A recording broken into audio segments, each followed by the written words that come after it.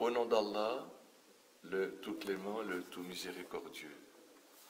Louange à Allah, le Seigneur des mondes, en dehors duquel nul ne mérite d'être adoré sauf lui, et qu'avec sa grâce, on ne peut pas suivre la bonne voie et on ne peut pas accomplir de bonnes actions et s'empêcher de faire le mal. Que la paix soit sur vous. Je vais vous entretenir aujourd'hui, par la grâce de Dieu, de 3 preuves éclatantes qui attestent de la falsification partielle de la Bible. Il y a dans un verset du Coran, de la 2e sourate, El-Baqarah, la vache, au verset 79, où Dieu dit, je cite, « Malheur à ceux qui écrivent de leurs mains un livre en disant que ce livre provient d'Allah. Malheur à eux pour ce que leurs mains ont écrit. » Fin de citation. Vous savez que aussi, dans son livre, Dieu nous a ordonné de croire non seulement à tous les prophètes, mais aussi à tous les livres que Dieu a fait descendre avant le Coran. Or, quand Dieu nous parle dans son livre des livres qui ont précédé la descente du Coran, c'est toujours par rapport à l'authenticité de ces livres, c'est-à-dire de croire au rouleau d'Abraham, à la Torah de Moïse, au psaume de David, à l'évangile qui était donné à Jésus dans leur version originale et dans leur langue originale.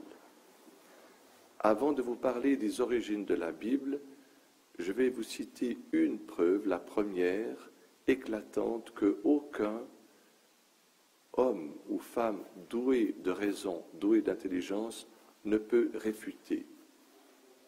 La Bible attribue à Dieu, dans le 2e livre de Samuel au chapitre 24, la Bible attribue à Dieu l'ignorance, l'erreur et le repentir. Dans le 2e livre de Samuel au chapitre 24, Dieu va ordonner à David de faire le recensement des enfants d'Israël, de dénombrer combien il y a en Israël d'hommes en armes et combien il y a d'hommes qui ne portent pas d'armes. Et ce même récit va être rapporté dans le 1er livre des Chroniques au chapitre 21, mais ce n'est pas Dieu qui ordonne, mais c'est Satan qui ordonne.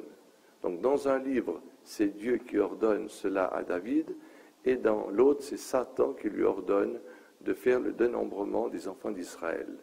Or, celui qui a copié ce récit dans le 1er livre des Chroniques, ayant compris qu'on ne peut pas attribuer à Dieu le fait d'ordonner de faire un péché et après de punir son serviteur, a enlevé le mot Dieu pour mettre Satan.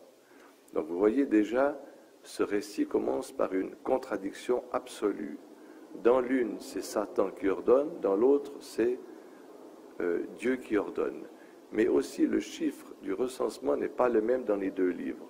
Dans un des livres, c'est 1 million sans armes et 500 000 sans armes, et dans l'autre, c'est 1 100 000 avec armes et 475 000 sans armes. Mais ce qui est le plus frappant, le plus inacceptable dans ce récit, c'est que Dieu va envoyer un ange pour détruire Jérusalem, et cet ange va tuer 70 000 Juifs. Et lorsque David, la paix soit sur lui, son serviteur, voit cela, il dit à Dieu, donc il informe Dieu, « Pourquoi, ô Dieu, est-ce que tu punis le peuple qui est innocent alors que c'est moi qui ai fait le péché ?» Et Dieu va donner ordre à son ange d'arrêter le massacre. Assez, cela suffit. Et Dieu se repentit de ce mal. Donc vous voyez, aucun homme ou femme doué de raison ne peut admettre que Dieu ne savait pas, que David, son serviteur qui a commis le péché, doit lui dire ce qu'il doit faire, et que déjà 70 000 juifs innocents ont été tués par l'ange sous l'ordre de Dieu et qu'ensuite Dieu se repent de ce mal.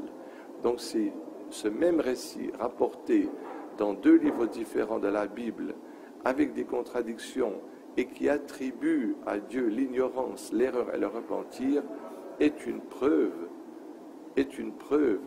de ce que Dieu nous a dit dans son livre, à savoir malheur à ceux qui écrivent un livre de leurs propres mains et qui disent que cela provient de Dieu pour un prix vil.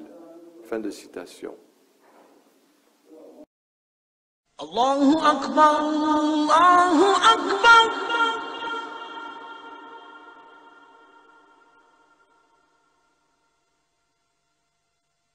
Allahu